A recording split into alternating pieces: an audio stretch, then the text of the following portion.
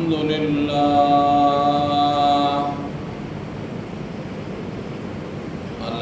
لله وكفى والصلاة والسلام على سيد الرسل وخاتم الأنبياء وعلى آله وصحبه وبارك وسلم، خصوصا على خلفائه الراشدين المهديين إلى يوم القيامة. أما بعد فأعوذ بالله من الشيطان الرجيم. بسم الله الرحمن الرحيم. ومن الناس من يتخذ من دون الله أندادا يحبونهم كحب الله والذين آمنوا أشد حبا لله ولو يرى الذين ظلموا إذ يرون العذاب أن القوة لله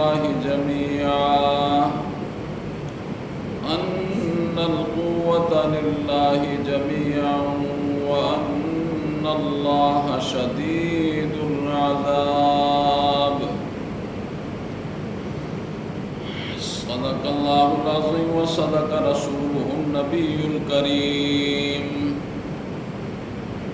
ونحن على ذلك لمن الشاهدين والشاكرين والحمد لله رب العالمين.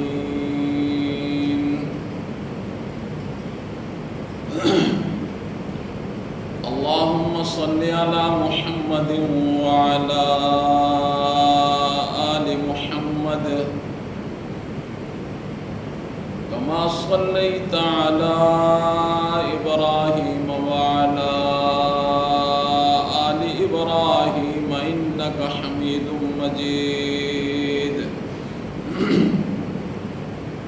اللهم بارك على محمد وعلى آل محمد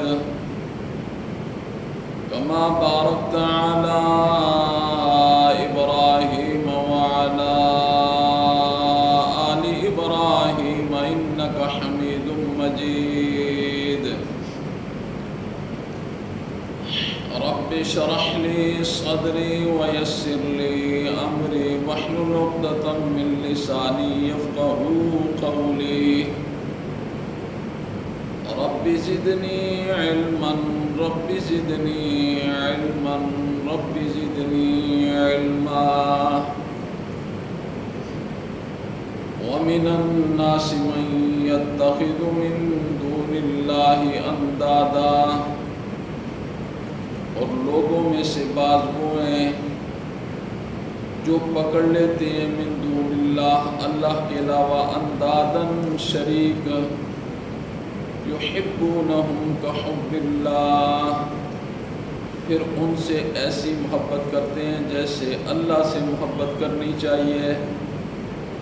والذین آمنوا اشد حبا للہ، اور وہ لوگ جو اللہ کی ذات پر ایمان لے کر آئے وہ اللہ سے بڑی شدید محبت کرتے ہیں. وَلَوْ يَرَى الَّذِينَ ظَلَمُوا، اگر وہ لوگ جنہوں نے ظلم کیا اگر وہ دیکھ لیں، اِذْ يَرَوْنَ الْعَذَابَ، جب کہ وہ دیکھیں گے عذاب کو، أَنَّ الْقُوَّةَ لِلَّهِ جَمِيعًا، بے شک ساری کی ساری قوتیں اللہ ہی کے لیے ہیں. وَأَنَّ اللَّهَ شَدِيدُ الْعَذَابِ، اور اللہ بڑا سخت عذاب دینے والا ہے.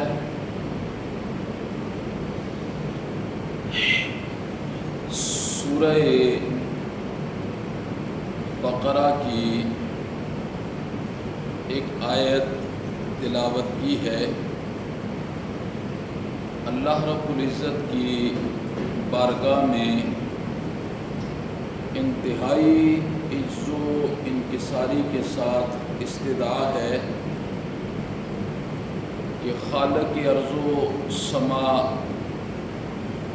اس آیت کی روشنی میں چند باتیں گوش گزار کرنے کی توفیق نصیب فرمائے۔ وبعدہ ہم سب کو قرآن و سنت کے مطابق عمل پیرا رہنے کی توفیق نصیب فرمائے۔ اگر آپ کو یاد ہو، اس سے پہلے 2 جمعوں میں نے اللہ رب العزت کی وحدانیت کا تذکرہ آپ حضرات کے سامنے کیا تھا۔ آج کی جو آیت میں نے تلاوت کی ہے اور اس آیت کا ترجمہ بھی آپ حضرات کے سامنے پیش کیا ہے، یہ آیت اللہ رب العزت کی توحید کا حاصل ہے۔ اس آیت میں اللہ رب العزت نے انسانوں کے لیے ایک پیغام چھوڑا ہے۔ وہ پیغام کیا ہے؟ اللہ نے فرمایا کہ مجھ سے ہر ایک مومن شدت کے درجے میں اتر کر مجھ سے محبت کرے۔ جب تک شدت کے درجے میں اتر کر وہ مجھ سے محبت نہیں کرے گا، اللہ نے فرمایا اس کا ایمان بھی اس وقت تک کامل نہیں ہوگا۔ اور کتنے عجیب جملے اللہ رب العزت نے استعمال کیے ہیں۔ وَمِنَ النَّاسِ مَن يَتَّخِذُ مِن دُونِ اللَّهِ، اللہ نے فرمایا انسانوں میں کچھ لوگ ایسے ہیں، وَمِنَ النَّاسِ مَن يَتَّخِذُ، جو مجھے چھوڑ کر میری مخلوق کو بنا لیتے ہیں، من دون اللہ، اللہ کے علاوہ اوروں کو بناتے ہیں، اندادن، میرے ساتھ شریک بنا دیتے ہیں، حالانکہ میں ان کا خالق بھی ہوں، میں ان کا مالک بھی ہوں، میں ان کا رازق بھی ہوں، میں ہی محیی بھی ہوں اور ممیت بھی ہوں۔ اور پھر اللہ نے فرمایا کہ جب میری ذات کے ساتھ میری مخلوق کو کھڑا کرتے ہیں، پھر اللہ نے فرمایا اگلا جملہ، یحبونہم، ان سے وہ ایسے محبت کرنے لگ جاتے ہیں کحب اللہ، جیسے اللہ سے محبت کرنی چاہیے، وہ میری مخلوق سے محبت کرنے لگ جاتے ہیں۔ آگے فرمایا والذین آمنوا، سارے لوگ ایسے نہیں ہیں، سارے لوگ ایسے نہیں ہیں، اللہ نے فرمایا والذین آمنوا، اور وہ لوگ جو میری ذات پر ایمان لے کر آتے ہیں، اشد حبا للہ، وہ اللہ سے بڑی شدید محبت کرتے ہیں۔ اور اللہ نے آگے کیا ارشاد فرمایا؟ اللہ نے فرمایا یہ لوگ جو میری ذات کو چھوڑ کر میری مخلوق سے اس طریقے سے محبت کرتے ہیں جس طریقے سے مجھ سے محبت کرنی چاہیے تھی، اگر یہ دنیا کی زندگی میں انہیں وہ آخرت والا عذاب دکھا دوں نا، دنیا کی زندگی میں جو عذاب میں نے دینا ہے، اگر ان ظالموں کو میں عذاب دکھا دوں نا تو انہیں لگ پتہ چل جائے۔ آگے اللہ نے کیا فرمایا؟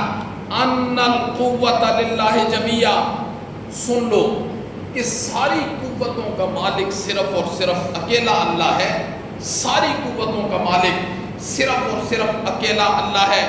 وَأَنَّ اللَّهَ شَدِيدُ الْعَذَابِ، اور اللہ رب العزت بڑا سخت عذاب دینے والا ہے۔ اس آیت میں اللہ رب العزت نے مومنوں کے نام کیا پیغام چھوڑا؟ اللہ نے فرمایا اشد حبا للہ، اشد حب للہ کہ اللہ رب العزت سے محبت کرنی ہے سب سے بڑھ کر. اشد حب للہ کا مفہوم کیا ہے؟ اشد حب للہ کا مفہوم کیا ہے؟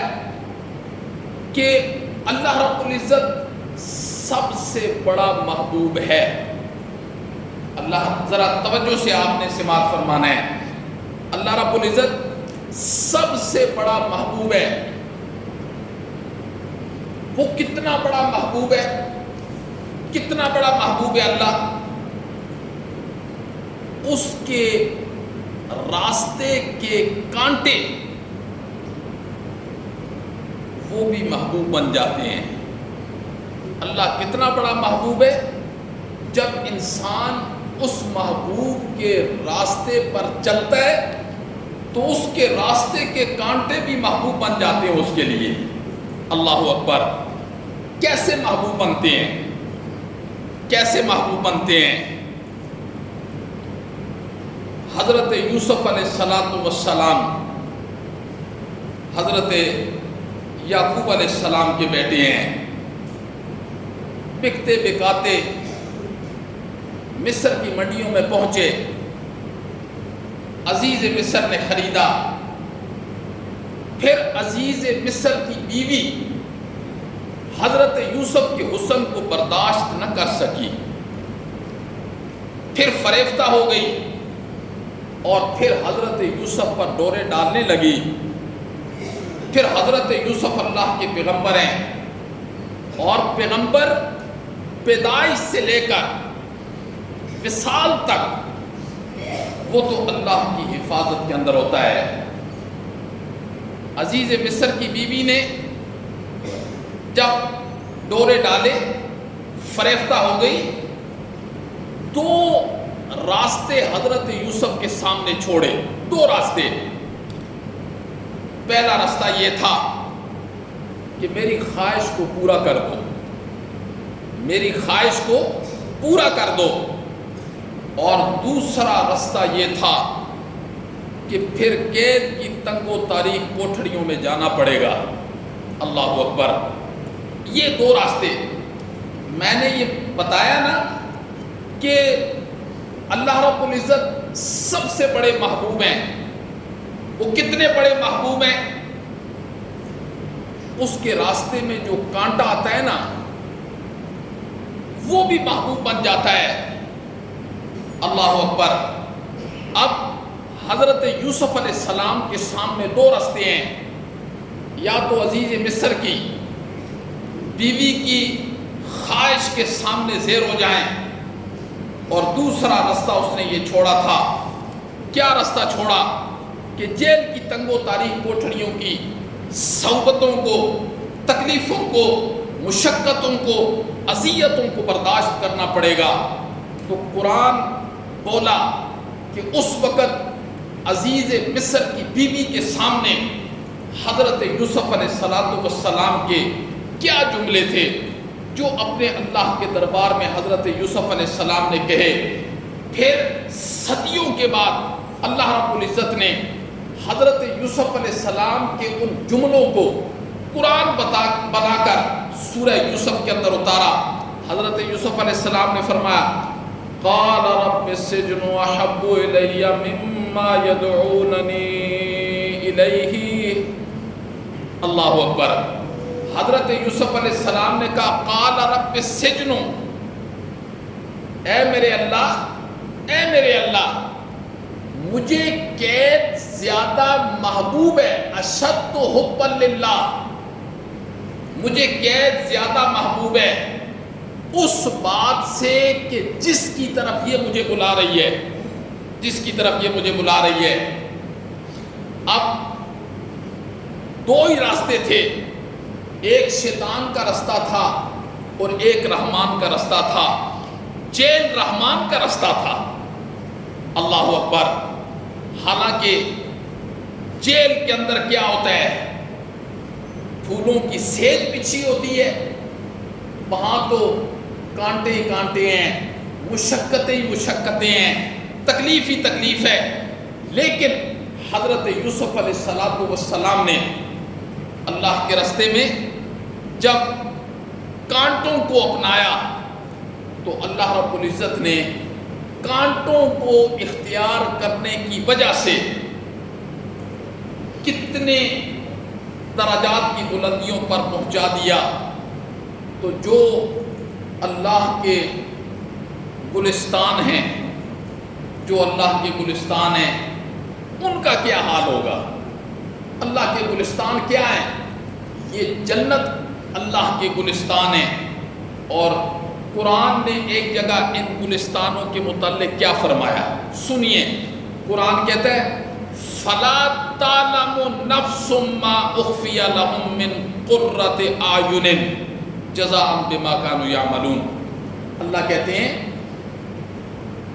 میرے جو گلستان ہیں، یعنی جنت کے جو باغ ہیں، اللہ نے فرمایا اس جنت کے اندر جو نعمتیں میں نے چھپا رکھی ہیں نا، اپنے مومن بندوں کی آنکھوں کی ٹھنڈک کے لیے جو انعامات میں نے اس جنت میں تیار کر رکھے ہیں، اللہ نے فرمایا قیامت کی صبح تک اس کا خیال نہ کسی دماغ میں آ سکتا ہے، نہ کسی دل میں اس کا تصور پیدا ہو سکتا ہے۔ جو جنت کے انعامات میں نے اپنے مومنوں کے لیے چھپا رکھے ہیں، تیار کر رکھے ہیں، فرمایا دنیا کی زندگی میں انسان کے دل و دماغ میں اس کا تصور بھی نہیں آ سکتا کہ وہ کیسے انعامات ہیں۔ اور بالکل اس کے مد مقابل اہل جہنم کا جب اللہ تذکرہ کرتے ہیں، اللہ نے فرمایا کہ دنیا کی زندگی میں کسی دل و دماغ کے اندر وہ خیال بھی نہیں آ سکتا جو عذاب میں نے ان کے لیے تیار کر رکھے ہیں۔ اللہ ہمیں اپنے گلستان جو تیار کر رکھے ہیں، اللہ ہم سب کا مقدر بنائے، اور اللہ رب العزت ہم سب کو اپنے عذاب سے اپنی حفظ و ایمان میں رکھے۔ تو اشد حبا للہ، اشد حبا للہ، تو حضرت یوسف علیہ السلام کے سامنے دو راستے تھے۔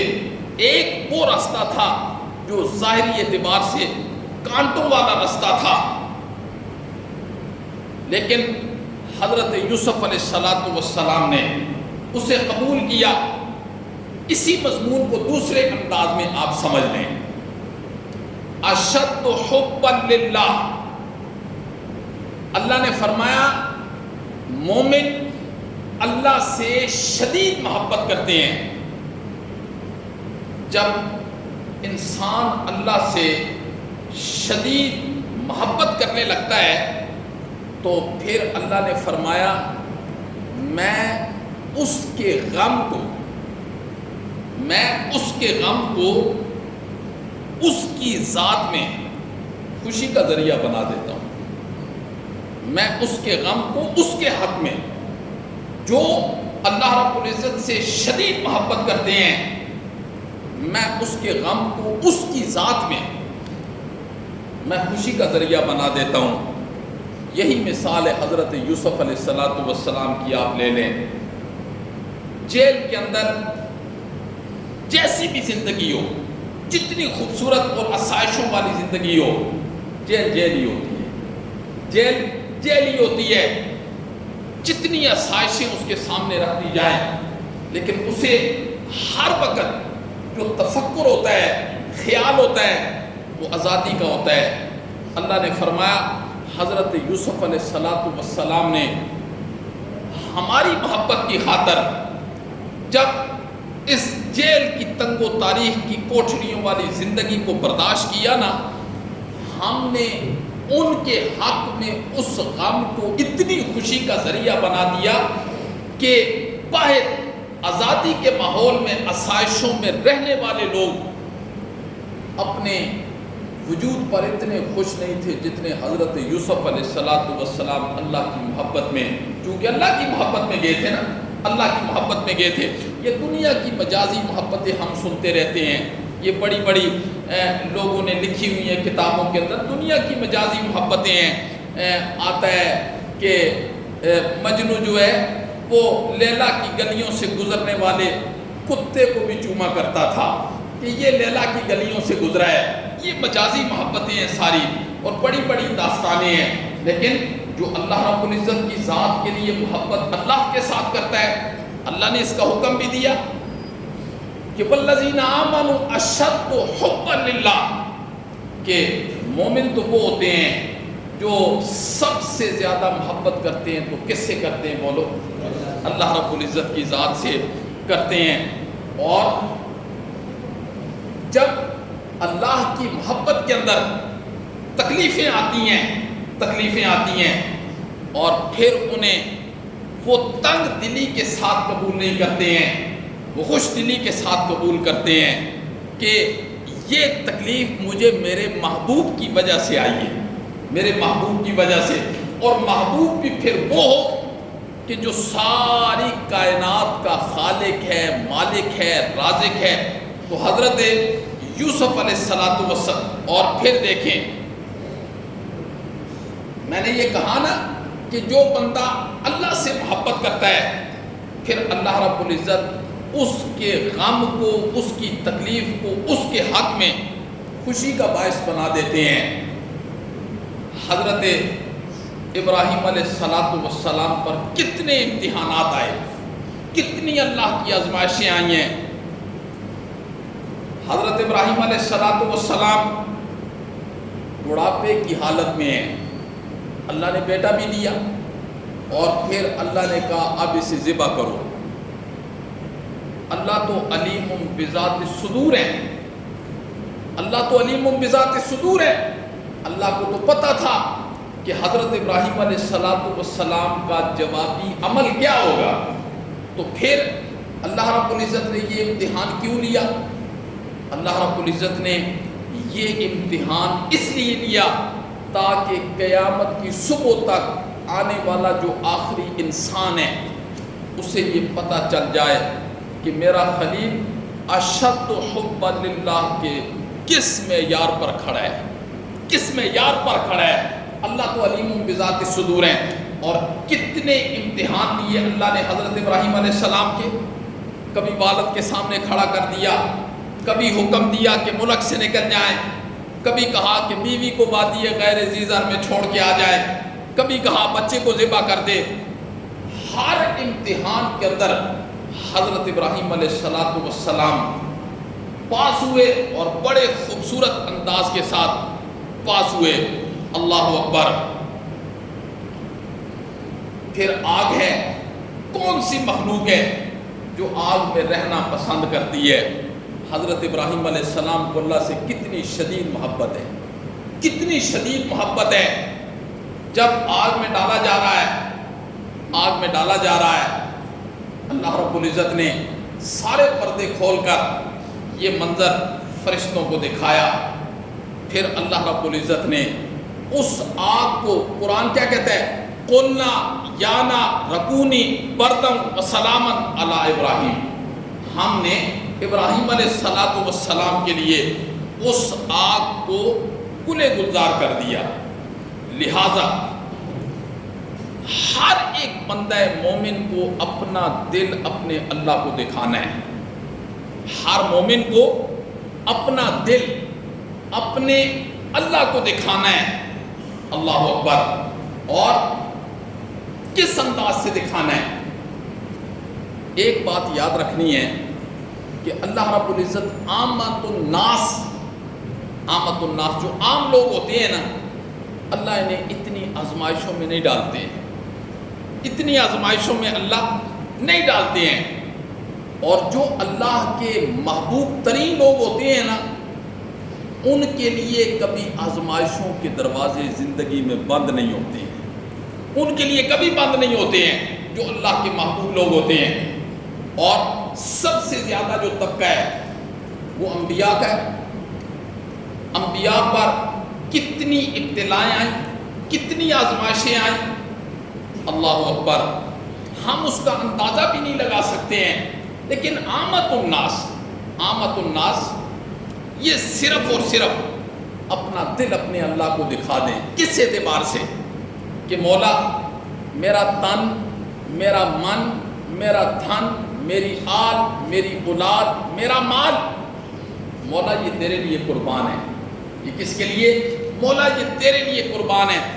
آمد الناس صرف اور صرف دل کی نیت کے ساتھ اپنے دل کو اللہ کو دکھا دیں، اللہ انہیں درجات کی بلندیوں تک پہنچا دیں گے. آمد الناس. لیکن جو خواص لوگ ہوتے ہیں پھر وہ درجہ بدرجہ ہیں. جتنے اللہ کے خواص ہوں گے ان پر اتنی ابتلائیں آئیں گی، اتنی تکلیفیں آئیں گی، اتنی آزمائشیں آئیں گی، اتنے مصائب آئیں گے. اس لیے کہ ان کے دل میں کیا ہے؟ اشد حبا للہ. یہ درجہ انسان کے دل میں جتنا جتنا بڑھتا چلا جائے گا اللہ رب العزت اسے اتنا ہی آزماتے بھی چلے جائیں گے. لیکن عام آدمی اللہ سے محبت کر رہا ہے، اللہ اسے اتنا نہیں آزماتے ہیں، بلکہ جتنی اس کی سکت ہوتی ہے، جتنی اس کی ہمت ہوتی ہے، اس کے مطابق اللہ اسے آزماتے ہیں.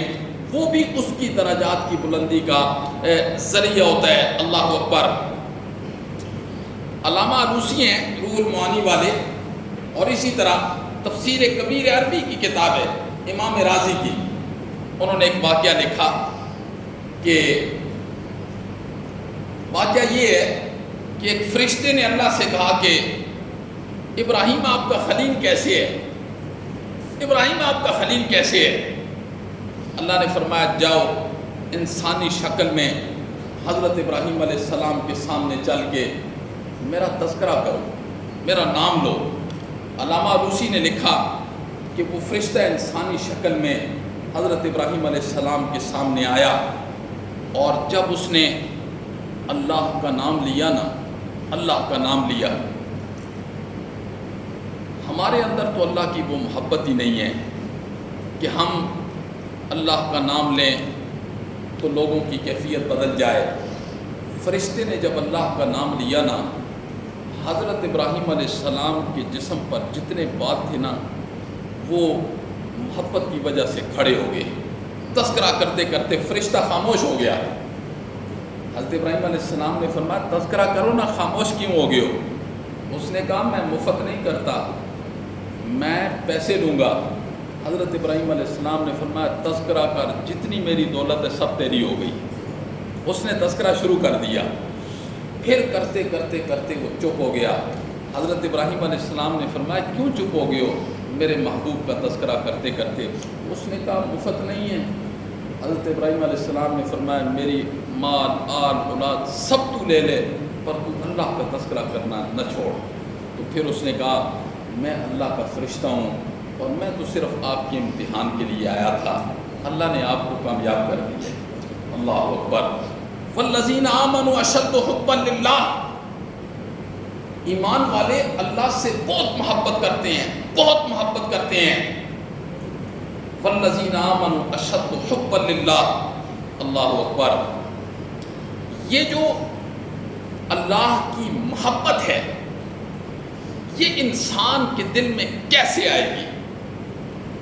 کیا چیز اختیار کرے گا تو یہ اللہ کی محبت؟ ہمیں امام الانبیاء حضرت سیدنا محمد الرسول اللہ صلی اللہ علیہ وسلم نے دو راستے بتلائے ہیں، دو راستے بتلائے ہیں.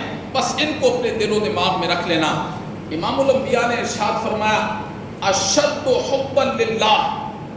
اللہ نے فرمایا نا ہر بندے کے دل میں میری محبت بڑی شدید درجے کی ہونی چاہیے. عربی گرامر کے اعتبار سے یہ اس میں تفضیل کا صیغہ ہے، مبالغہ. بڑی شدید محبت ہونی چاہیے. اس کا پہلا راستہ امام الانبیاء نے فرمایا انفاق فی سبیل اللہ. انفاق فی سبیل اللہ کیا مطلب؟ یعنی مال اللہ کے راستے میں خرچ کرنا، مال اللہ کے راستے میں خرچ کرنا. یہ راستہ اللہ نے امام الانبیاء نے کیوں بتلایا؟ یہ پہلا راستہ اس لیے کہ مال سے انسان کو طبعاً بڑی محبت ہوتی ہے، طبعاً طبعی اعتبار سے مال کے ساتھ بڑی محبت ہوتی ہے. امام الانبیاء نے ارشاد فرمایا کہ جب بندہ مال کو اللہ کے لیے خرچ کرتا ہے تو وہ اپنے عمل سے یہ بتا رہا ہوتا ہے، اپنے عمل سے یہ بتا رہا ہوتا ہے مولا اس چیز سے مجھے طبعاً محبت ہے پر اتنی نہیں ہے جتنی تیرے ساتھ محبت ہے. اتنی نہیں ہے مولا جتنی تیرے ساتھ محبت ہے۔ تو امام الانبیاء نے پہلا رستہ کیا بتلایا؟ انفاق فی سبیل اللہ۔ اور انفاق فی سبیل اللہ کا درجہ کیا ہے؟ اللہ اکبر! درجہ یہ ہے، ایک جگہ قرآن نے امام الانبیاء کی دعا کا تذکرہ کیا اور حدیث کی کتابوں میں فرشتوں کی دعا کا تذکرہ کیا۔ قرآن کیا کہتا ہے؟ انفاق فی سبیل اللہ جو اختیار کرتا ہے قیامت تک، اس کے لیے امام الانبیاء کی دعا ہے اور فرشتوں کی دعا ہے۔ امام الانبیاء کی کیا دعا ہے؟ قرآن کیا کہتا ہے؟ خذ من اموال صدقۃ، میرے پیغمبر آپ ان لوگوں سے مال لیجئے بطور صدقہ کے۔ آگے کیا فرمایا؟ تطہرہم، تاکہ آپ ان کو پاک کریں، وتزکیہم، اور تاکہ آپ ان کا تزکیہ کریں، بہا، اس کے ساتھ، وصلی علیہم، اور پھر ان کے لیے آپ دعا بھی کریں، ان کے لیے آپ دعا بھی کریں۔ یہ قرآن کی آیت ہے۔ اور حدیث کے اندر امام الانبیاء نے فرشتوں کی دعا کا تذکرہ کیا کہ ہر دن صبح کے وقت، روزانہ صبح کے وقت 2 فرشتے ایک ندا لگاتے ہیں، دعا کرتے ہیں، اللہم آتی منفقا خلفا، یقول الآخر اللہم آتی ممسکا تلفا۔ 2 فرشتے دعا کرتے ہیں۔ ایک فرشتہ کہتا ہے، مولا جو اپنے مال کو تیرے رستے میں خرچ کرتا ہے نا، مولا اس کے مال میں اضافہ بھی کر اور اس کی حفاظت فرما۔ اور دوسرا فرشتہ کہتا ہے، مولا جو اپنے مال کو تیرے رستے میں خرچ نہیں نہ کرتا، مولا تو اس کے مال کو برباد کر دے۔ یہ روزانہ۔ تو والذین آمنوا اشد حبا للہ، اللہ کی محبت مومنوں کے دل میں سب سے زیادہ ہونی چاہیے۔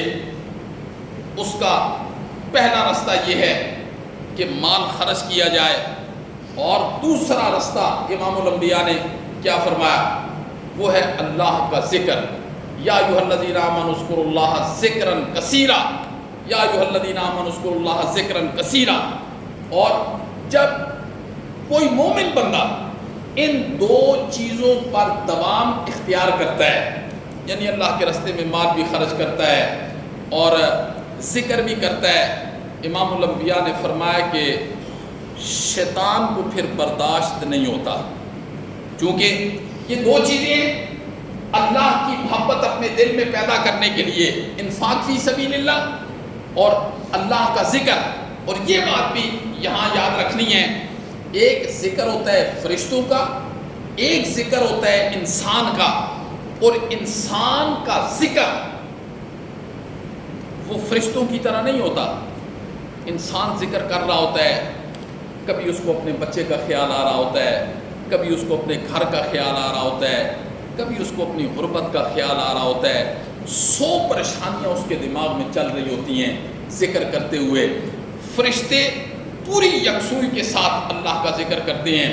امام الانبیاء نے فرمایا اس کے باوجود انسان کا ذکر فرشتوں کے ذکر سے افضل ہے۔ انسان کا ذکر فرشتوں کے ذکر سے افضل ہے۔ دلیل کیا ہے؟ دلیل یہ ہے کہ امام الانبیاء نے فرمایا کہ جب انسان کی مجلس اللہ کے ذکر میں مصروف ہوتی ہے نا، تو فرشتے اپنا ذکر چھوڑ کر وہ اس مجلس کو گھیر لیتے ہیں۔ ایک اور فضیلت، انسان کی فضیلت کس وجہ سے ہے؟ انسان کی فضیلت اس وجہ سے ہے کہ جو فرشتوں کا ذکر ہے، فرشتوں کا ذکر وہ ذکر ہے کہ جس میں وہ اللہ کے عجائبات سے واقف ہوتے ہیں، اللہ کے عجائبات کو روز دیکھ رہے ہوتے ہیں اور پھر ذکر کر رہے ہوتے ہیں۔ اور انسان نے اللہ کے عجائبات کو نہیں دیکھا، پھر وہ اللہ کا ذکر کر رہا ہے۔ فرشتے اگر سبحان اللہ کہتے ہیں نا، تو فرشتوں نے اللہ کے عجائبات کو بھی دیکھا ہے۔ پہلے آسمان کے نیچے کیا عجائبات ہیں، دوسرے کے، تیسرے کے، چوتھے کے، 5ویں کے، 6ویں اور 7ویں ان آسمان کے نیچے کیا کیا عجائبات ہیں، اور اللہ کے عرش کو وہ دیکھ رہے ہیں، پھر وہ سبحان اللہ کہہ رہے ہیں۔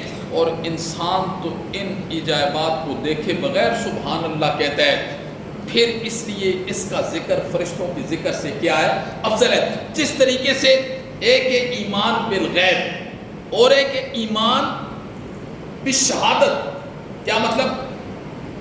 آج ہمارا ایمان بالغیب ہے، ہم نے اپنے اللہ کو نہیں دیکھا ہے، ہم نے جنت اور جہنم کو نہیں دیکھا ہے۔ قرآن جہاں سے شروع ہوتا ہے، اللہ رب العزت نے مومنین کی 6 صفتوں کو ذکر کیا ہے۔ ان میں سب سے پہلی جو صفت ہے نا، وہ اللہ نے فرمایا یؤمنون بالغیب۔ مومن تو ہوتا ہی وہ ہے جس نے اللہ کو، جنت اور جہنم کو نہیں دیکھا، پھر اس پر وہ ایمان لے کر آتا ہے۔ اور جب غرغرہ کی کیفیت ہو جاتی ہے، اس وقت ایمان بالغیب نہیں رہتا، اس وقت تو انسان کے سامنے جہنم کو کر دیا جاتا ہے، جنت کو کر دیا جاتا ہے، آخرت کے سارے عجائبات، ابھی روح نہیں نکلتی ہے، اس کے سامنے کر دیے جاتے ہیں۔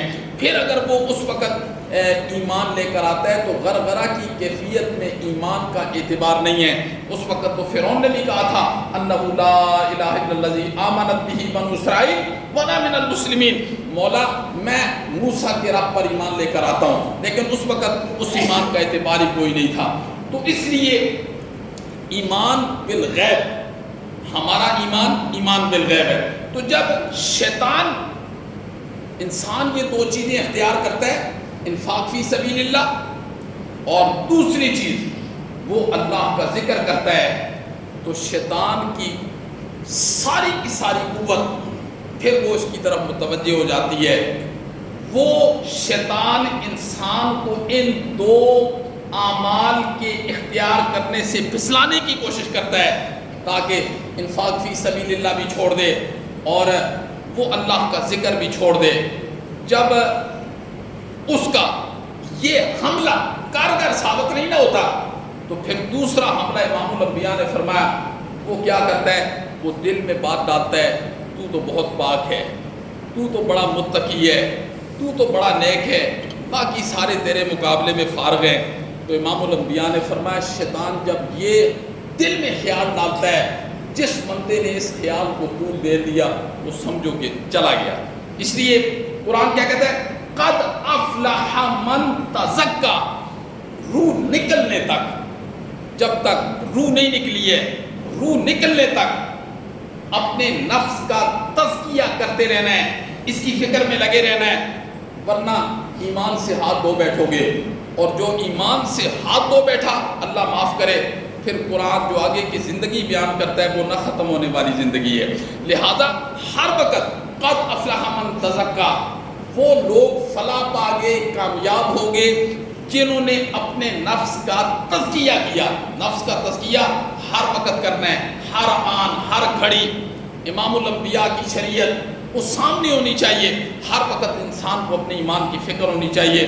اور پھر امام الانبیاء نے ایک دعا بتائی، اللہم انکا عفو تحب العفو فاعف عنی، اللہم انکا عفو، اے اللہ تو مجھے معاف کر دے، تحب العفو، تو معافی کو پسند کرتا ہے، فاعف عنی، مجھے معاف کر دے۔